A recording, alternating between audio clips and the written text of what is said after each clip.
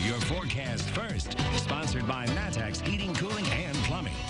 Well, it's been kind of an overcast and gloomy day across central Illinois. We've had the rain around, but now most of it starting to exit the area. The exception down here into portions of Edgar County, Clark County. A little bit of rain down near Marshall right now, but that is going to move off to the east and clear out as we go throughout this evening. Now, temperatures are obviously cooler with all the clouds and the rain. We're in the 50s from Effingham to Champaign, 62 in Springfield where that sun's trying to come back out a little bit. If you're heading out and about through this evening, you're going to see that temperatures are going to be falling back down to those lower 50s here by 11 o'clock tonight. But the sky is beginning to clear as the rain exits. But more rain in store for the end of the week. We'll show it to you coming up. WCIA 3 News starts right now. Now on WCIA 3 News. Illinois braces to stay at home another month. Which non-essential businesses will be able to start returning to business? Are you wearing a face mask when you go out? When and where it'll start to be a requirement. I told my mom, my husband, and my dad what my intentions were to, keep going and finish the full 26. This was supposed to be marathon weekend.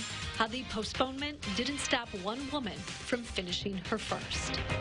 You're watching your local news leader. This is WCIA 3 News at 6. Next week, I intend to sign an extension of our stay-at-home order. And that order now runs through the end of May. Good evening, I'm Jennifer Roscoe. This stay-at-home order, though, will look a little bit different than it did in March and April. Some businesses will start to reopen, and you'll have to wear a mask if you go out in public.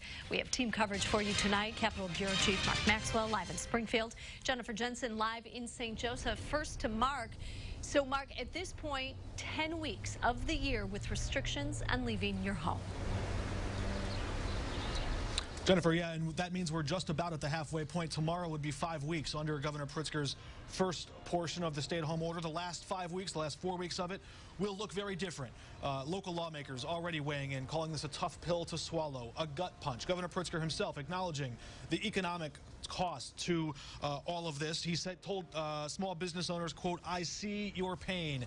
And some of that is reflected in this next executive order. It includes a partial reopening, at least the beginning signs of it. The first steps, relaxing some restrictions on non-essential business operations. More on that later. For example, though, hospitals can restart outpatient surgeries. That starts May 1st. A big deal for those hospitals who have put that off to create space for the coronavirus surge. The governor also pointed to expert models to make his case and illustrate what would be at stake if he were to reopen everything in the state economy all at once.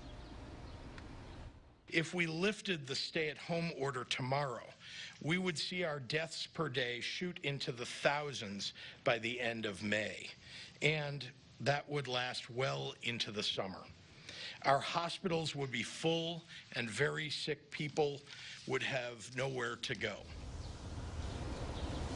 Because we've built out that capacity and space in hospitals and we've upped everything now, the governor does feel it's safe to allow some outdoor activities to start to continue and resume, like golf, like fishing in only 2 people in a boat, or some outdoor activities, state parks, things like that. But there will be limits, and the governor said if the public starts to break those rules, he can put a lot of these more strict requirements back in place. This new order already inviting some criticism, some skepticism. Downstate Republican lawmaker Darren Bailey already filing a legal challenge alleging Governor Pritzker has exceeded his constitutional executive authority here. But House Republican leader Jim Durkin says he's pleased with these first steps toward the phase-in process to reopen the economy. He's also encouraging Governor Pritzker to stay at the table and consider making more similar changes in the near future. One other thing about outdoor activities, Jennifer, Dr. Ezike, the director of public health in Illinois today, saying pools, a bad idea. That's a place where coronavirus can be easily transmitted and picked up. So as people start to get outdoors in the summertime, pools still a bad idea. All right, Mark, thank you so much. Now, here's what you can do outside. Several state parks and recreation areas will reopen May 1st. In central Illinois, they are Clinton Lake State Recreation Area, Eagle Creek State Park in Findlay, Kickapoo State Recreation Area in Vermilion County, and Wolf Creek State Park in Windsor. All other sites, including state historic sites, will stay closed until further notice. For more on the openings, go to our website at WCIA.com. The governor's order also requires you to cover your face. He says you won't get arrested if you don't have a mask on in public. He's relying on enforcement at the local level. Private businesses, like grocery stores, can decide to not let you in. Certainly done at the local level. We're not encouraging police officers to stop people and to arrest them or, take drastic action. We are encouraging certainly everybody to encourage everybody else that they know, but including the police or other officials to, people should wear a mask. Again, masks will be required in public starting May 1st. If you are outside or somewhere where you can stay 6 feet away from other people, you don't have to wear one. Now, as part of the changes to the stay-at-home order, non-essential retail businesses will now be allowed to do curbside pickup. That means you can come and get your order directly at the stores. And for many businesses, lifting that restriction could mean the difference between staying open or having to shut down completely. We continue our team coverage tonight. WCIA 3's Jennifer Jensen is live in St. Joseph. And Jennifer, many small businesses are considering this one a win.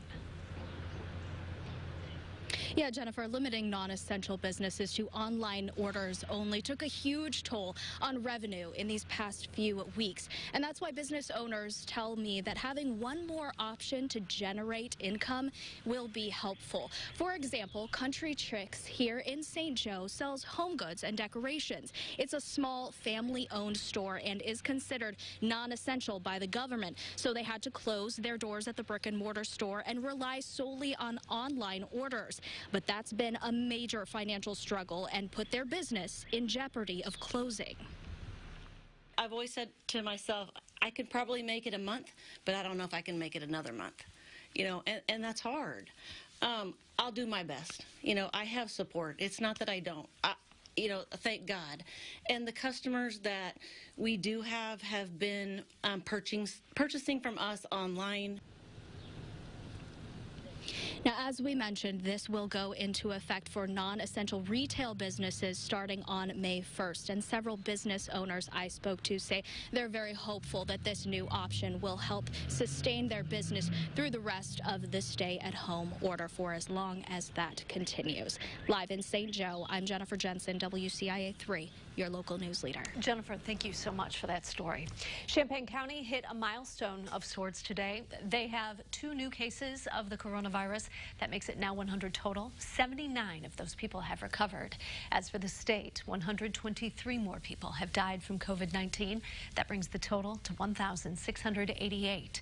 There were more than 1,800 new cases in the last 24 hours. That makes almost 37,000 cases altogether. And doctors at Carle want to clear up some confusion about their respiratory centers. You've heard having trouble breathing is a symptom of COVID-19. But that's not the only reason someone should go to their respiratory centers. Things like earaches, a sore throat, or just about anything from your stomach up is respiratory. Those are all what they are called airway symptoms. The majority of the things that we're seeing in our respiratory centers are not COVID. The majority are allergies, other viral illnesses, a little bit of strep throat still, these other respiratory conditions. The best thing to do with any issue that's not an emergency, call first. They will help you figure out what your next step should be. And to keep up to date with the latest on anything COVID-19, download the WCIA 3 News app. Other news now, police are investigating a shooting death in Decatur. It happened this afternoon near East Williams and North Water Streets. Police say one person was shot. The coroner is on the scene. We have a crew there as well, and we'll have more on this at 9 and 10. They'd been waiting almost a year to adopt when the pandemic hit. How a Central Illinois family was still able to make their newest member official. And also tonight. I was like, I'm just going to keep going. She was set to run the Christie Clinic Illinois Marathon this weekend. Why the postponement didn't stop her from running her first 26.2 miles. And as we recap today outside on the Roofing Dog INET Brancher weather camera, 58 was the high, a cooler day, but we've got some warmer air on the way, at least for tomorrow before things turn cold again. We'll talk about the latest rain chances next.